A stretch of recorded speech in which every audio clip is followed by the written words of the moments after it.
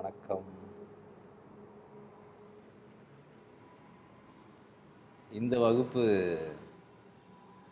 உருவான கதை 5வது முறையாக சொல்கிறேன். 4 பேட்சஸில் இதே சப்ஜெக்டை பேசியிருக்கோம். அந்த 4 பேட்சஸ்லேயும் இந்த வகுப்பை வந்து எப்படி உருவாக்கணும் அப்படிங்கிறத சொல்லியிருந்தேன். வேலண்டைன்ஸ் டே வந்துச்சு. நிறைய பேர் வந்து வெளி உலகத்தில் என்னென்னலாம் நடந்திருக்கும் அப்படிங்கிறது நமக்கு தெரியும். ஃபேஸ்புக்கில் போஸ்ட் வந்து எல்லோருமே வந்து இந்த காதலர்கள் தினம் குறித்து, காதல் குறித்து எல்லாம் என்னென்னமோ எழுதியிருந்தார்கள். எனக்கு என்ன தோன்றுச்சு அப்படின்னா, காதல்னால் ஹார்ட்டில் அம்பு விடுறது. அதுக்கப்புறம் ஹார்ட் ரிலேட்டடாக மருத்துவம் என்ன சொல்லுது, மருத்துவத்தினுடைய தத்துவ பார்வையில் காதலோ இருதயமோ என்ன சொல்கிறது அப்படின்னு யோசனை வந்து சைனீஸ் மெடிசனுடைய நூல்களை சும்மா அப்படியே புரட்டி பார்த்தேன். பிடிஎஃப் தானே, ஜஸ்ட் லைக் தட் திறந்து பார்த்தேன். அதில் சில செய்திகள் இருந்துச்சு. என்னடா இப்படி இருக்கே அடடா அப்படின்னு சொல்லி அதை வந்து ஒரு பதிவாக எழுதுவோம் அப்படின்னு சொல்லி முகநூலில் எழுதி போட்டுட்டேன். அந்த அன்னைக்கு அது சும்மா என் திருப்திக்கு பார்த்ததும் எழுதி போட்டேன். அடுத்த நாள் வகுப்புக்கு வரும்போது இதை நாம் சொல்லாமல் இருக்கிறோமே, ஃபேஸ்புக்கில் படிக்கிறவங்க படிக்கட்டும், பட் இங்கே வர்றவங்களுக்கு இதை சொல்லாமல் இருக்கிறோமே அப்படின்னு தோன்றி அன்றைக்கி வந்து அதனுடைய நெசசிட்டியும் இருந்துச்சு. அதனால் அதை பேச ஆரம்பித்தேன். பேசிய பிறகு வந்த ரெஸ்பான்ஸ் வந்து ரொம்ப ஓவர்வெல்மிங்காக, ரொம்ப நிறைப்பதாக இருந்தது. அதனால் என்ன செய்யலாம்னா, சரி அடுத்த பேட்சுக்கு சொல்லுவோம், அப்புறம் ரிப்பீட்டில் வர்றவங்களுக்கு சொல்லுவோம், அப்புறம் ஆன்லைன் பேட்சஸுக்கு சொல்லுவோம்னு 4 பேட்சஸ்க்கும் ஒரே செஷனை எடுக்கணும் இருந்தது. வந்த ஃபீட்பேக் என்ன அப்படின்னா, தயவு செய்து அதை தனியாக இன்னொரு டீட்டெயில்டாக செஷனாக எடுத்து யூடியூப் மாதிரி பதிவேற்றி கொடுத்துருங்க. இந்த செய்தி தெரியாமல் நிறைய பேர் சங்கடப்படுகிறார்கள், சங்கடத்தில் இருக்கிறார்கள், வாழ்க்கையில் துன்பத்தோடு இருக்கிறார்கள். இது வந்து ஒரு பெரிய தெளிவை உண்டு பண்ணோம் அப்படின்னு எல்லாரும் கேட்டுக்கிட்டாங்கங்கிறதுக்காக இப்படியாக ஒரு பதிவை செஞ்சு 5வது முறையாக கிளாஸை, வகுப்பை எடுக்கிறோம். ஸோ காதலர் தினம் தான் இதற்கான காரணம், காதல் தான் இதற்கான டைட்டில், அன்புன்னு சொல்லிக்கலாம். இதை வந்து மருத்துவம் எப்படி பார்க்கிறது அப்படிங்கிற இடம் தான். ஸோ பொதுவாக காதலர் தினத்தன்று என்ன நடக்குது வெளியே, அது ஏன் வந்து இவ்வளவு ஒரு பெரிய மாஸ் ஈவெண்ட்டாக உலகமெங்கிலும் பேசப்படுகிறது அப்படின்னா, நீங்கள் சின்ன பிள்ளையில் அப்பா அம்மாவுக்கு பிறந்து வரும்போது நீங்கள் வந்து அந்த உறவை நீங்கள் கான்ஷியஸாக சூஸ் பண்ணலை, அன்கான்ஷியஸாக சூஸ் பண்ணுறீங்க. அப்பா அம்மாங்கிற உறவு, அண்ணனும் தம்பியும் அப்படி தான். அடுத்து நண்பர்களும் பார்த்தீங்கன்னா, நீங்கள் போய் ஒன்றை பிக் பண்ணுறது இல்லை, நீங்கள் ஸ்கூலில் விடப்படுறீங்க, பள்ளியில் யாரோ ஒரு 4 பேர் உங்களுக்கு பிடிச்சி போகிறது, நீங்கள் அவங்களோடு பழகுறீங்க. இதே தான் கல்லூரியிலையும் ஒரு பயணத்தில் ஒரு நட்பு உண்டாகுது. இப்படியே தான் போகிறோமே ஒழிய கான்ஷியஸாக நான் வந்து உன்னை தேர்ந்தெடுக்கிறேன் அப்படிங்கிற மாதிரியான ஒரு பெரிய இடம் எங்கே நடக்குதுன்னா, இந்த காதல்ங்கிற இடத்துல நடக்குது. He is choosing. எனக்கு உன்னை பிடிச்சிருக்கு, நான் உன்னோடு கடைசி வரைக்கும் வாழ நினைக்கிறேன், நீ என்னோடு வாழ விருப்பமா, இந்த மாதிரியான ஒரு டிரான்சாக்ஷனை அவன் எடுக்கிறான். If it is genuine, I am telling. அது ஏன் அந்த 18 வயசு அல்லது அந்த 21 வயசில் அந்த மாதிரியான உணர்வுகள்லாம் வருது? அது என்ன, அந்த உறவை தேர்ந்தெடுத்தல்ங்கிறது என்ன செய்யுது அவனை அப்படிங்கிறத நாம் இங்கே கவனிக்க வேண்டியது. நமக்கு வெளியே நடக்கிற கூத்துகள்லாம் நமக்கு வேண்டாம், உள்ளுக்குள்ளே என்ன நடக்குது அப்படிங்கிறத நமக்கு தெரியும். ஸோ இதற்கு சீன மருத்துவம் அழகாக ஒரு பார்வையை கொடுக்கிறது. எதனால் அப்படியான ஒரு விஷயம் அவனுக்கு ரொம்ப ஒரு கிக்கு தர்றதாக, ஒரு ப்ரைடு தர்றதாக, அவனுக்கு வந்து ஒரு பெரிய அடையாளத்தை தர்றதாக இந்த வேலண்டைன்ஸ் டே கூத்துகள் இருக்கின்றன. அதை பற்றி தான் பேச போகிறோம். ரைட், சரி. அப்போ வந்து அவன் தேர்ந்தெடுக்கிறது ஒரு உறவு இல்லையா, ரொம்ப கான்ஷியஸாக தேர்ந்தெடுக்கிறான். ஆப்போசிட் ஜெண்டராக பெரும்பாலும் இருக்குது. ஸோ உறவு. இப்போ நம்ம கேள்வி என்னென்னா, உறவு என்பது எதற்காக? சொல்லுங்கள், உங்களுடைய வாழ்க்கையில் உறவுகள் எதற்காக? இந்த கேள்வி தான் 4 பேட்சாக கேட்டிருக்கேன். Why you need a relationship அப்படின்னு கேட்டதுக்கு இங்கே வந்து மக்கள் வேரிடாக சொன்ன பதிலெல்லாம் போர்டில் எழுதி வச்சுருக்கேன். ஸோ ஃபஸ்ட்டு எல்லோரும் சொன்னது, சார் ஒரு சப்போர்ட் வேணும் சார். சப்போர்ட் இல்லாமல் எப்படி? என்ன சப்போர்ட்டு அப்படின்னு கேட்டால், எமோஷ்னல் சப்போர்ட்டுங்க அப்படின்னா. இன்னொருத்தங்க வந்து ஏதாவது ஷேர் பண்ணிக்கணும் இல்லையா, லைஃப்னா பகிர்ந்து கொள்வது தானே, அதுக்கு ஒரு உறவு வேணும் அப்படின்னாங்க. எஸ். மூன்றாவது ஒருத்தர் சொன்னார், டைம் பாஸுக்கு தாங்க ரிலேஷன்ஷிப்பு அப்படின்னு சொன்னார். எழுதியிருக்கேன் பாருங்க போர்டு, டைம் பாஸ்ன்னு சொன்னார். ஓஹா அப்படின்னு ஆயிடுச்சு.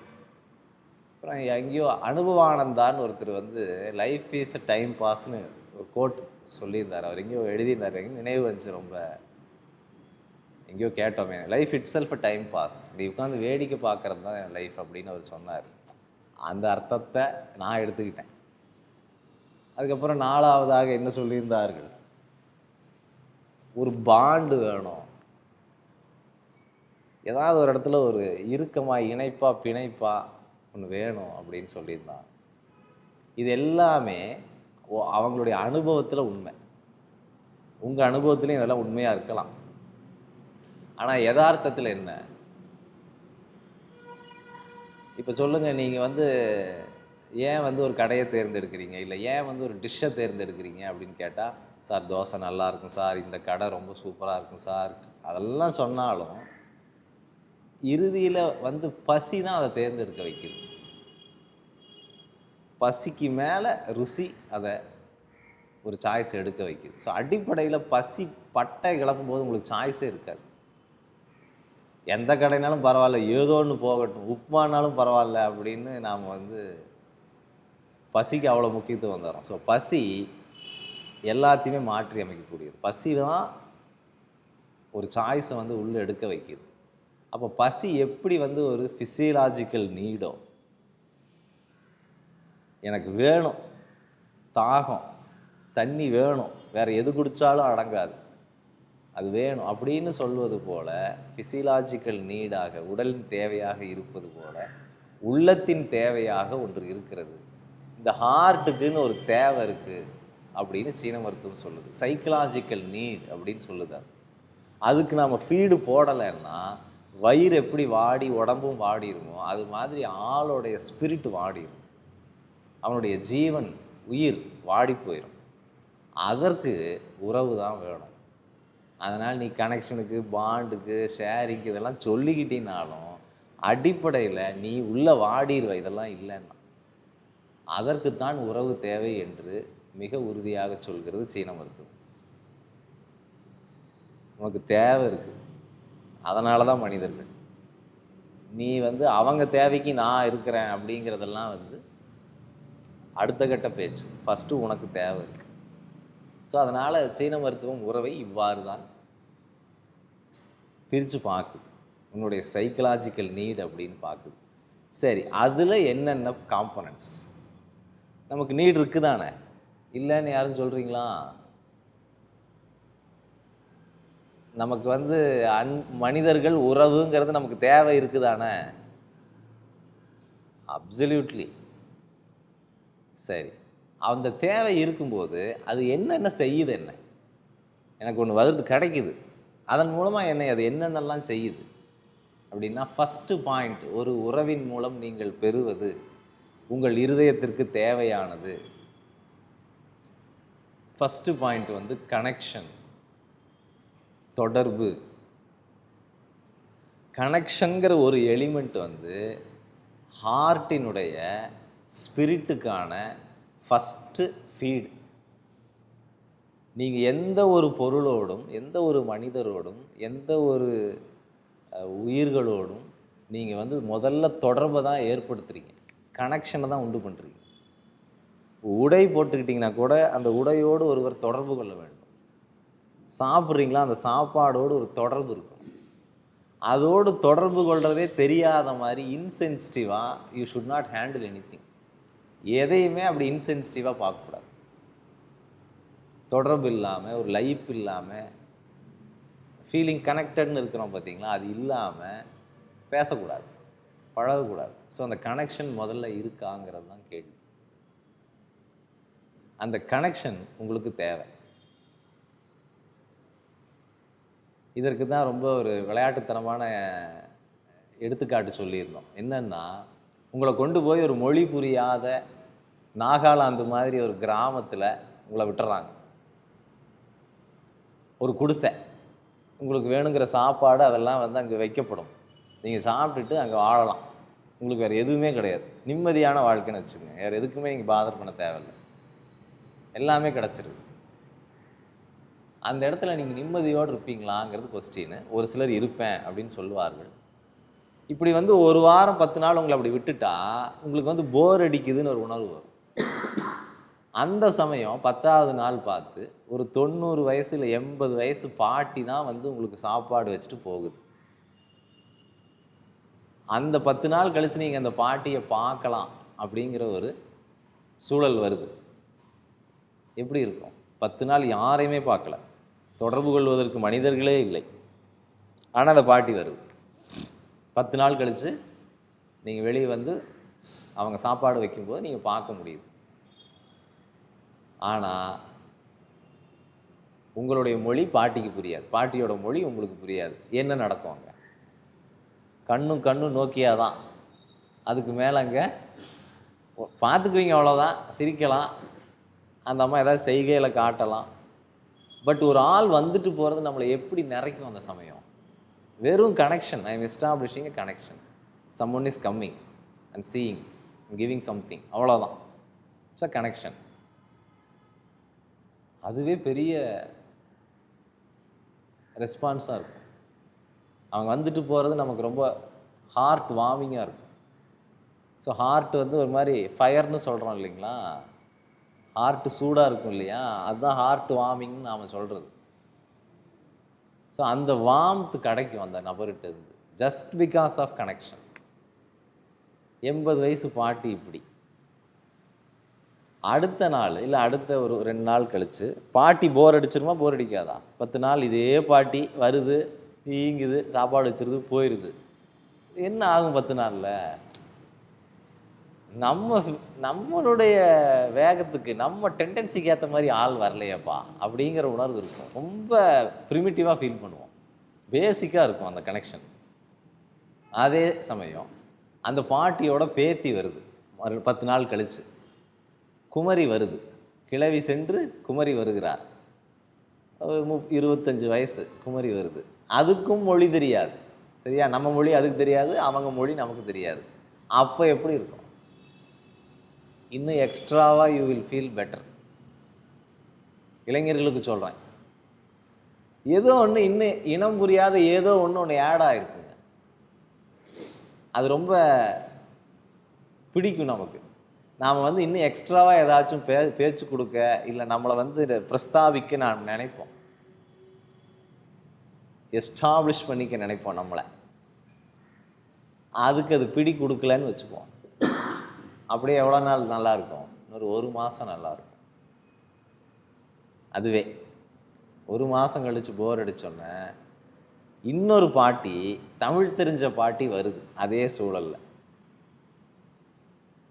அது சாப்பாடு கொடுக்க வர்றாங்க 1.5 மாதம் கழித்து. அப்போ எப்படி இருக்கும்? என்னென்னலாம் பேசுவீங்க? எந்த ஊர் நீ? நான் எந்த ஊர் தெரியுமா? நீ ஏன் இங்கே வந்த? நான் ஏன் இங்கே வந்தேன்? இந்த மாதிரி பேசுறதுக்கு 1000 இருக்குது. அடுத்த மொமெண்டம் எடுக்குது அந்த கனெக்ஷன். அப்போ நம்ம தொடர்பு கொள்ளணுங்கிறது 2வது ஆயிடுது. அப்போ நாம் நம்மளை பற்றி சொல்லுவோம், அப்புறம் அவங்கள பற்றி கேட்போம். இதெல்லாம் நடக்க ஆரம்பிச்சிடும். இந்த பாட்டிக்கிட்ட என்ன பேச முடியும் அதுக்கப்புறம்? அது ஒரு 80 வயசு பாட்டி, டெக்னாலஜி தெரியாத பாட்டி. என்ன பண்ணலாம்? சாப்பாட்டை தவிர்த்து அது எதுவும் பேச தெரியல. ஏதோ பழைய கதை கொஞ்சம் பேசுது. எத்தனை நாள் கதை கேட்கலாம்? 1 மாதம் கேட்கலாம். அப்புறம் அப்படி 3 மாதம் கழித்து தமிழ் தெரிஞ்ச ஒரு குமரி வருது எகைன், 25 வயசு 30 வயசில். என்னெல்லாம் பேசுவீங்க? அவ்வளோதான் கதை. அதுக்கப்புறம் அங்கே ஒரு குடும்பம் வந்து எஸ்டாப்ளிஷ் ஆகிறதுக்கு உண்டான எல்லா வாய்ப்புகளும் திறந்துடும். ஸோ அவ்வளவு தூரம் முதல்ல கனெக்ஷன், 2வது வந்து டிரான்சாக்ஷன் நடக்க ஆரம்பிச்சிது. ஸோ அந்த கனெக்ஷன் வந்து எவ்வளவு ஒரு நபருக்கு முக்கியமானதுங்கிறது இருதயத்துக்கான தீனி. உங்கள் வீடுகளில் நீங்கள் வந்து பேசுகிறீங்க உங்கள் உறவுகளோடு, ஆனால் கனெக்ஷன் ஏற்படுத்துகிறீங்களான்னு பாருங்கள். நிறையா பேர் ஏற்படுத்துறது இல்லை. டிவி பார்த்துட்டு பேசுகிறோம், மொபைல் பார்த்துக்கிட்டு பேசுகிறோம், வேறு ஏதோ சிந்தனையில் பேசுகிறோம். அந்த நபரை வந்து உள்வாங்கி பேசுகிறோம். அந்த உள்வாங்கிற அந்த கணம் தான், நீங்கள் கவனம் கொடுக்குற அந்த கணம் தான் கனெக்ஷன்னு சொல்கிறேன். இருதயத்துக்கு தேவை. நீங்கள் கொடுக்கறது அந்த இருதயத்துக்கு தேவை, அவங்க கொடுக்குற கவனம் நம்ம இருதயத்துக்கு தேவை. இந்த கவனத்தை கொடுக்காமலேயே பெரும்பாலான உரையாடல்கள் செல்கின்றன. அதனால தான் ரிலேஷன்ஷிப்புங்கிற இடம், ரிலேஷன்ஷிப் தேவைன்னு தான் நம்ம ஆரம்பித்தோம். பட் ரிலேஷன்ஷிப்பு தேவைன்னு உணர்ந்தாலும் அதற்கான முதல் படியிலே ஒருத்தன் தோற்று போயிடுறான். அவன் கனெக்ஷனே எஸ்டாப்ளிஷ் பண்ணுறதில்லை.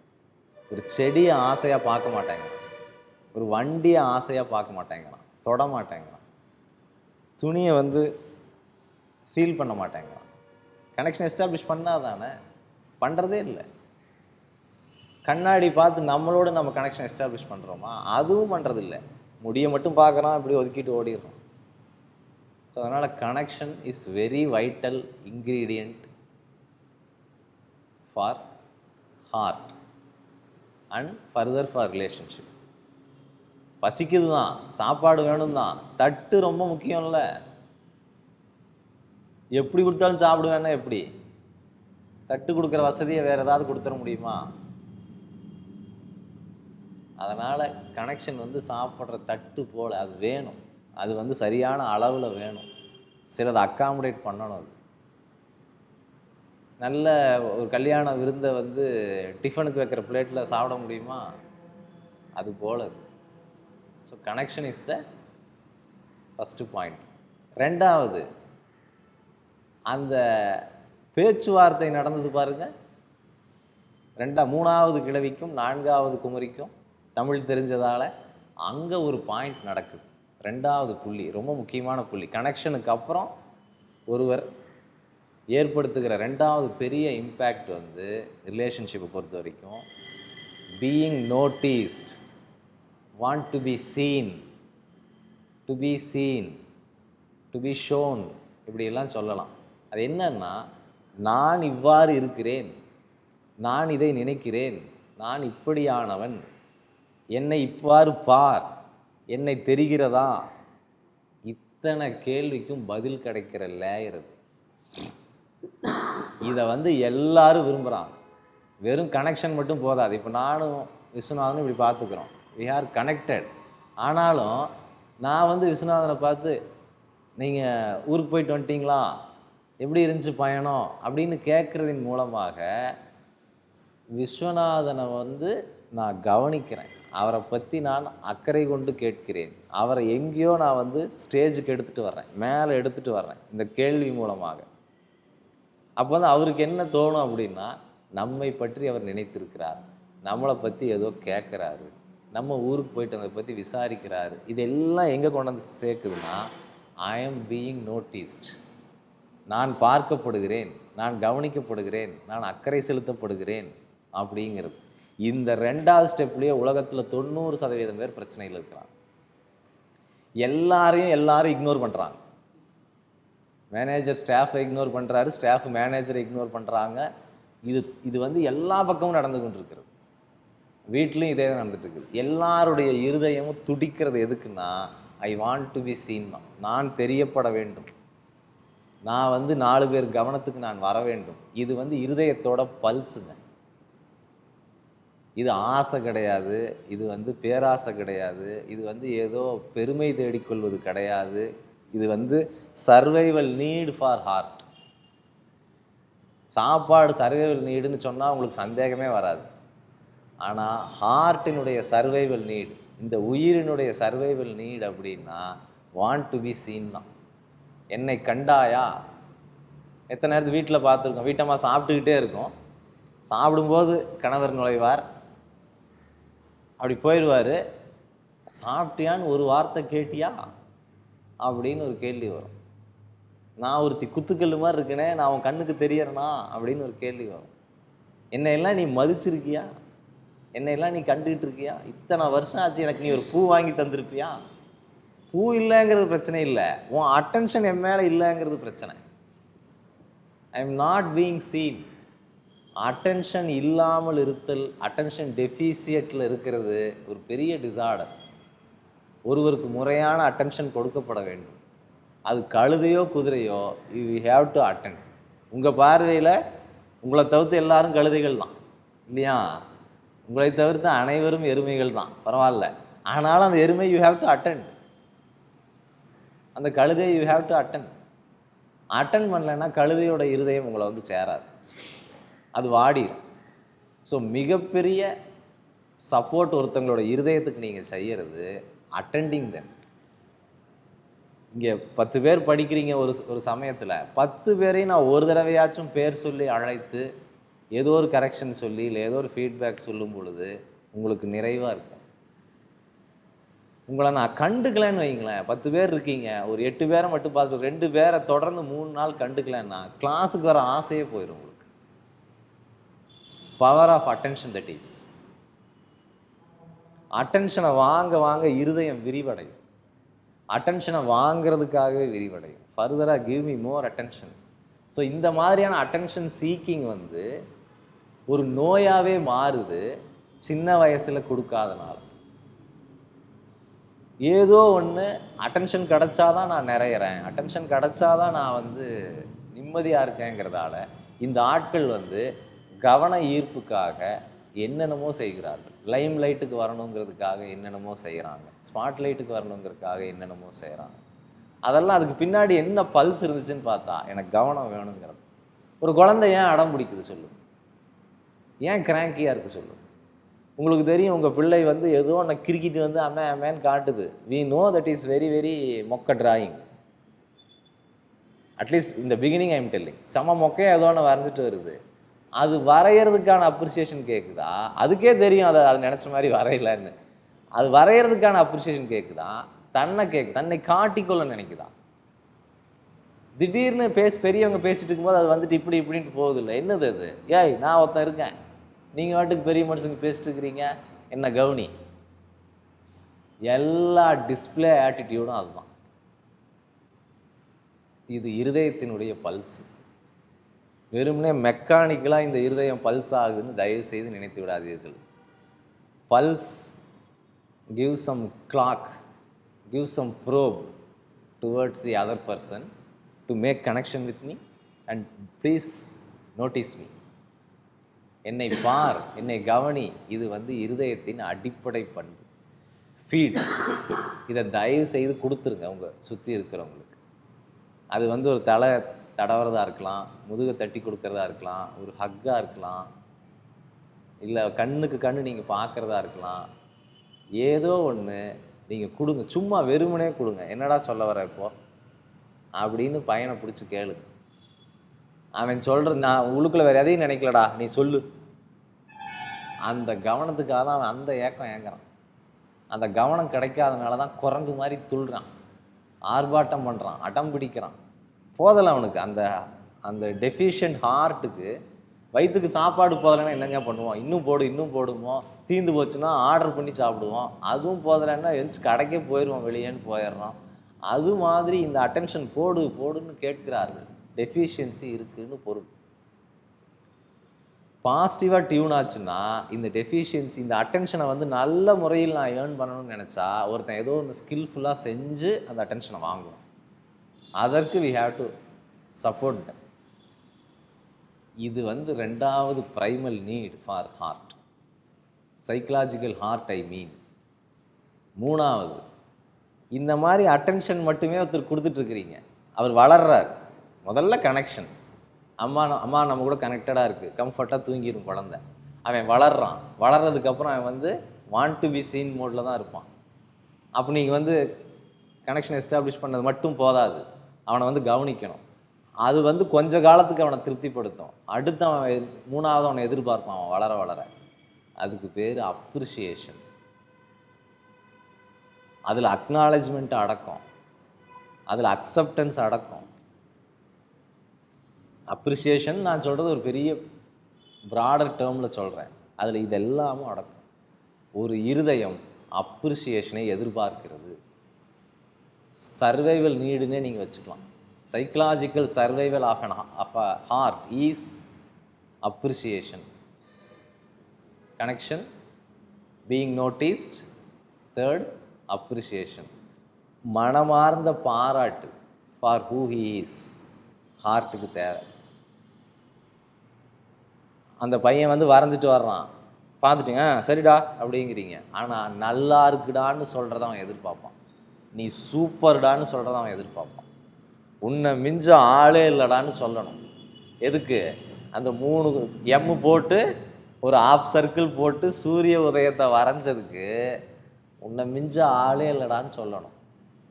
அது வந்து அந்த இருதயம் எதிர்பார்க்குது. குழந்தைக்கு வந்து போஷாக்கு கொடுக்குறோன்னு என்னெல்லாம் பண்ணுறோம்? பச்சைப்பயிறு மாவு கொடுக்கலாமா, இந்த சத்து மாவு கொடுக்கலாமா, அதெல்லாம் செய்கிறோம், அதெல்லாம் வேணும் தான்.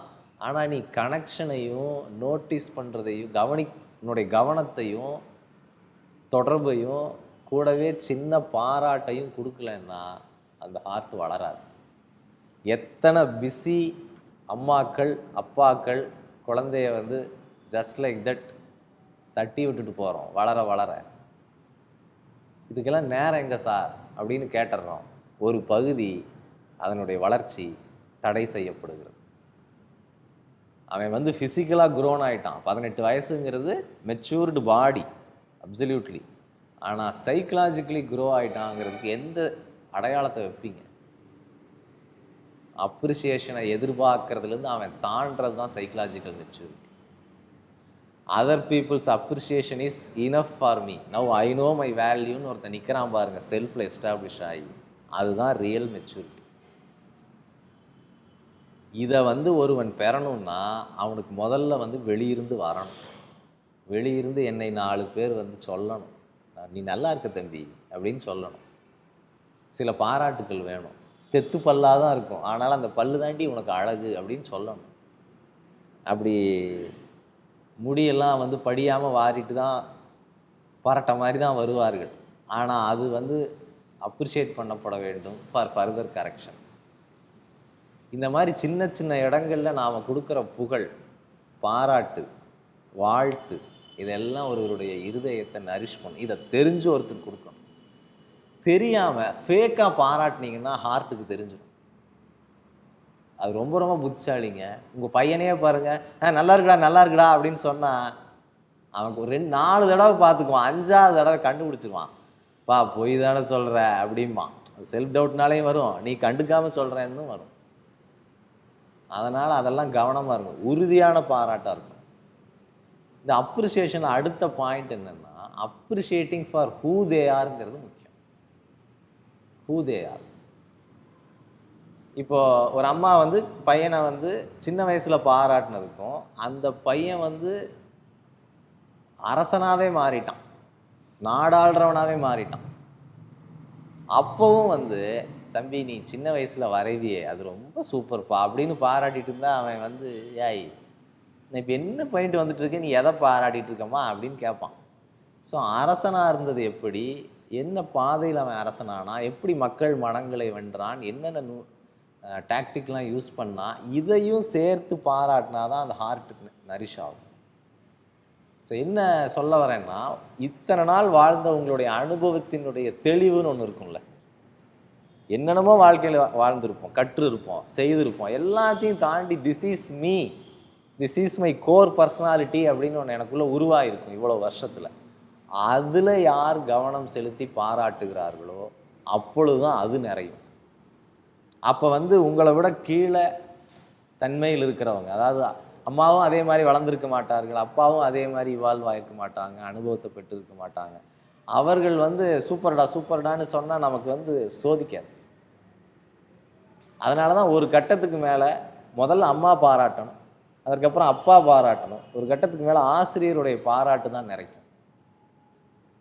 யோசிச்சு பாருங்க, ஒரு பெரிய நடிகருக்கு சிவாஜி கணேசன் ஐயா வந்து பாராட்டுறாரு, எப்படி இருக்கும்? அதுதான் நிறைக்கும். கூட இருக்க ஜூனியர் ஆர்டிஸ்ட்டு சார் பட்டை கிளப்பிட்டீங்க அப்படின்னு சொன்னால் சரி அப்படின்னு போவார். நான் நல்ல ஒரு பாட்டு போடுறேன், இங்கே இருக்கிறவங்கெல்லாம் சூப்பர்னு சொல்கிறாங்க, சரி. அதுவே இசைஞானி கூப்பிட்டு நல்லா பண்ணியிருக்கீங்க இந்த பாட்டுன்னு சொல்லிட்டாருன்னு வைங்க, என்ன நடக்கும்? அதுக்கு மீறி ஆஸ்கர் யாரும் எதிர்பார்க்க மாட்டார்கள்.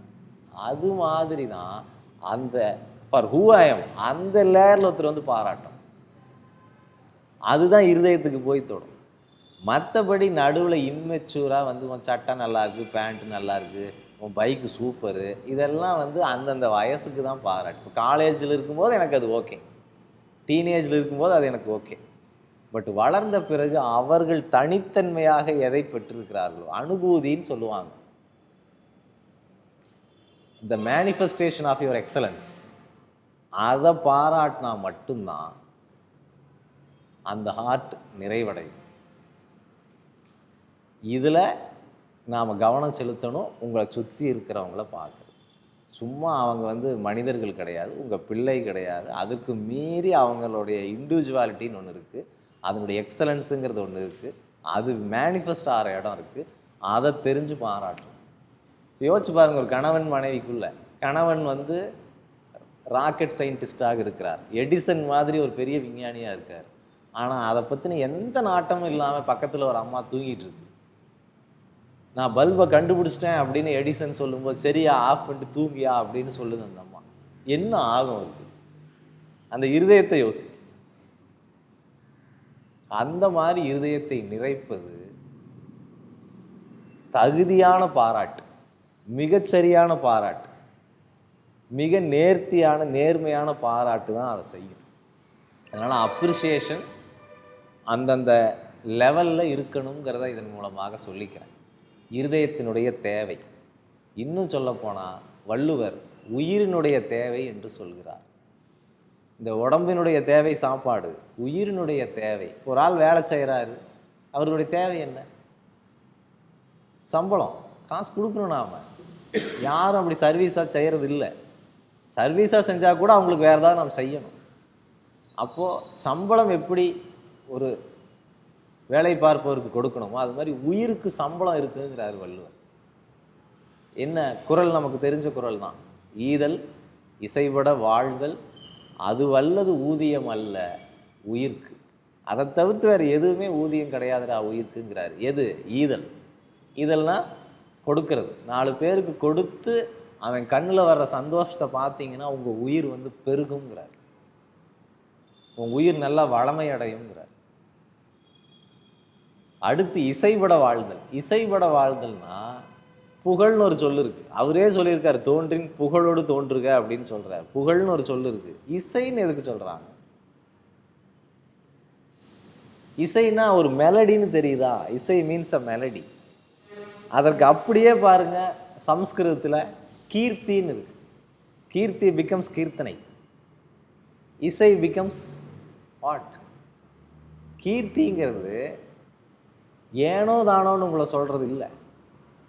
நீங்கள் சும்மா ஒரு விஷயத்தில் கிரேட்டுன்னு சொல்கிறது இல்லை. இந்த இசைங்கிற சொல் உங்கள் ஹார்மோனியை, உங்களுடைய டிவைன் வேர்ல்டு கனெக்ஷனை, உங்களுடைய ரூட்டை எல்லாத்தையுமே சேர்த்த ஒரு பார்வையை கொடுத்து புகழ்தல்னு அர்த்தம் அதுக்கு.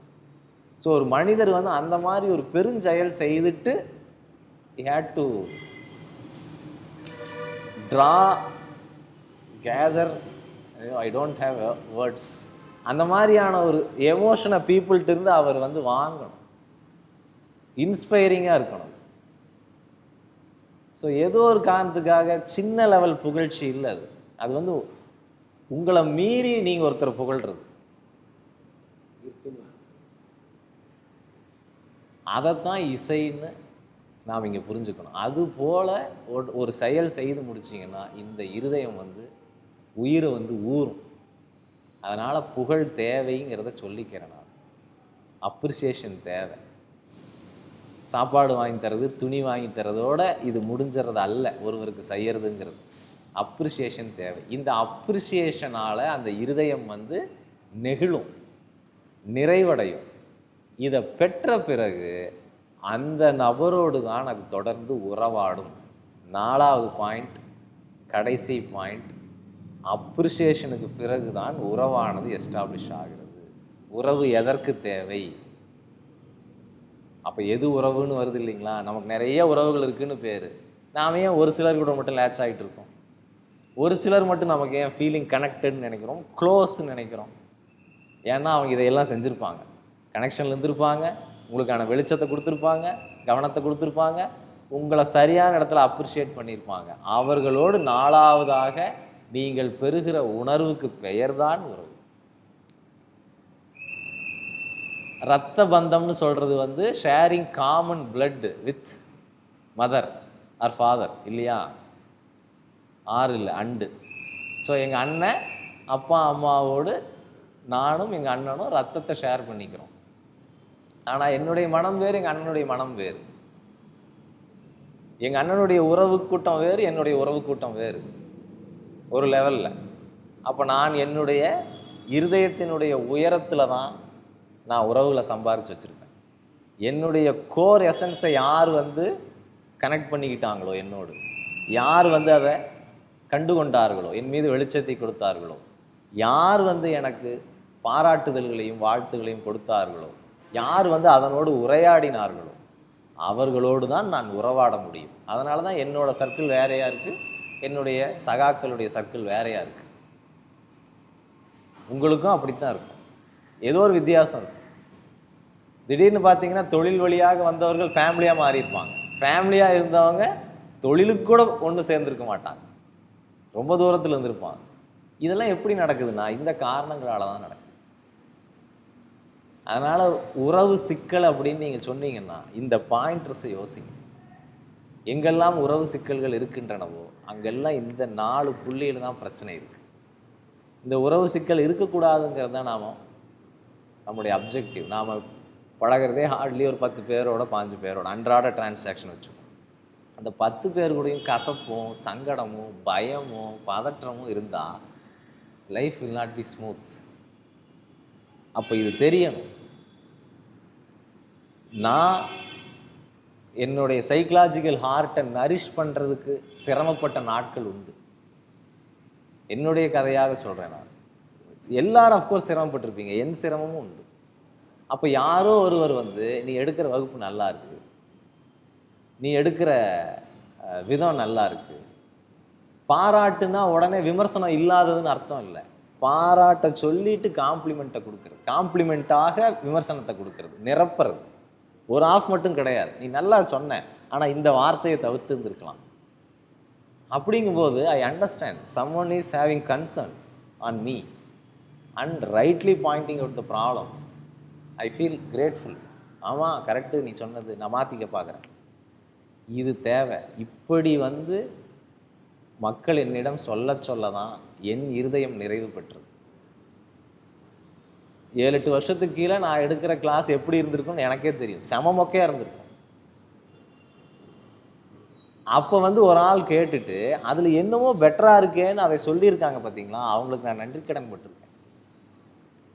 நான் எடுக்கிற கிளாஸை கேட்குறக்கு ஆள் இல்லைங்கிறதுக்காக எனக்காக ஆள் சேர்த்திருக்காங்க பாருங்க.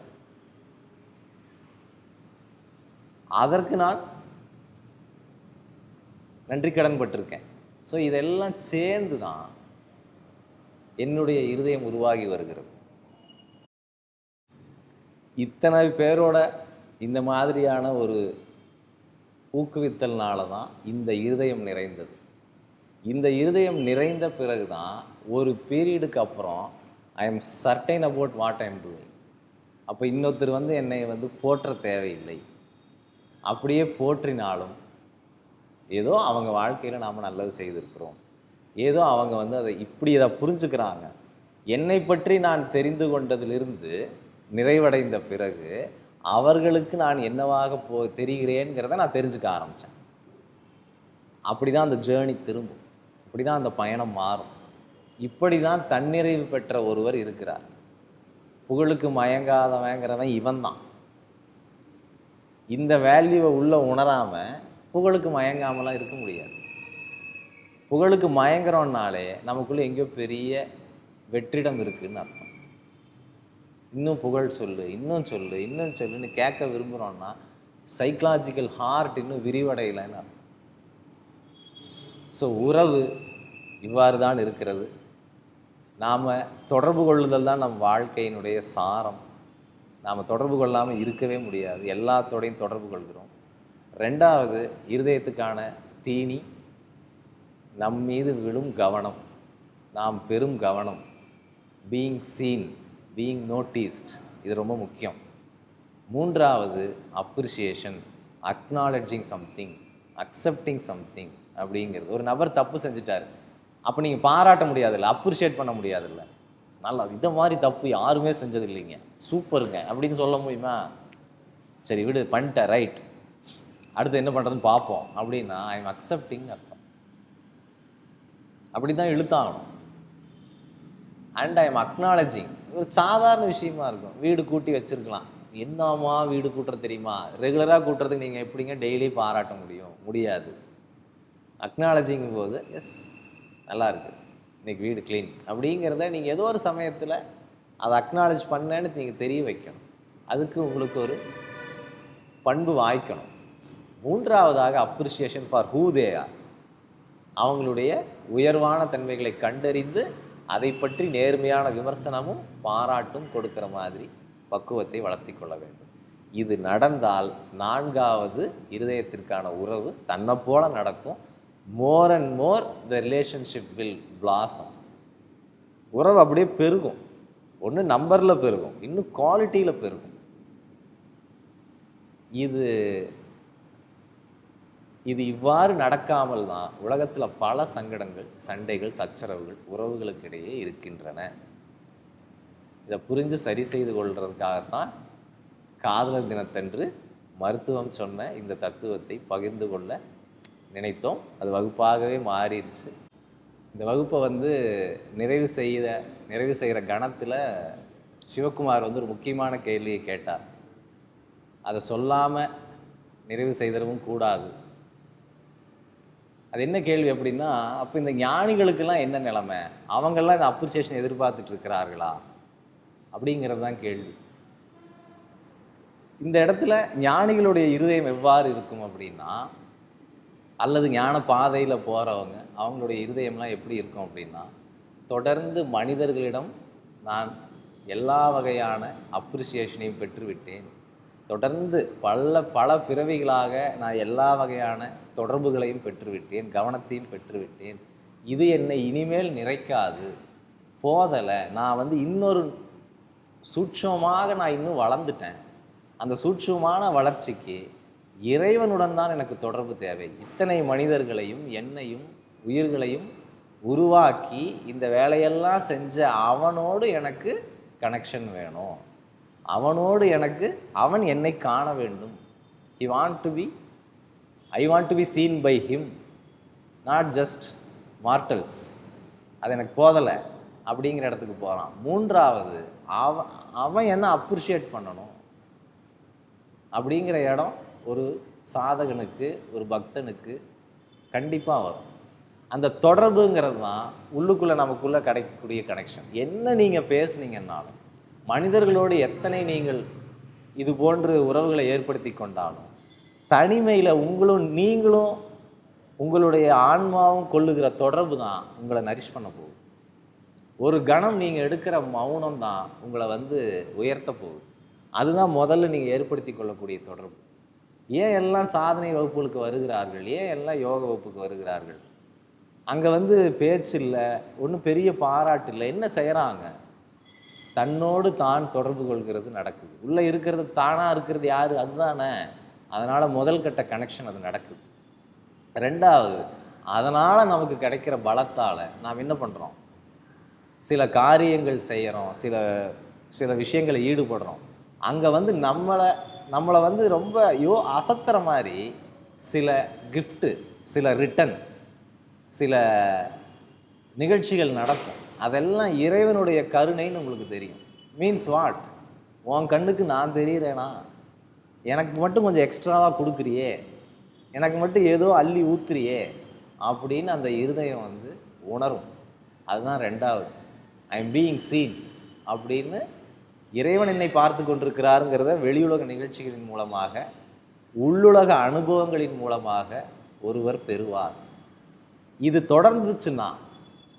தொடர்ந்து இதே மாதிரியான பயணம் இருந்துச்சுன்னா இறைவனோடு நாம் அடைகின்ற உறவு மூன்றாவது கட்டத்துக்கு செல்லும். அது இறைவன் நம்மளை அப்ரிஷியேட் பண்ணுறது. அது எப்படின்னா, நம்மிடம் இருந்து நம் மூலமாக செயற்கரிய செயல்கள் வெளிவரும்.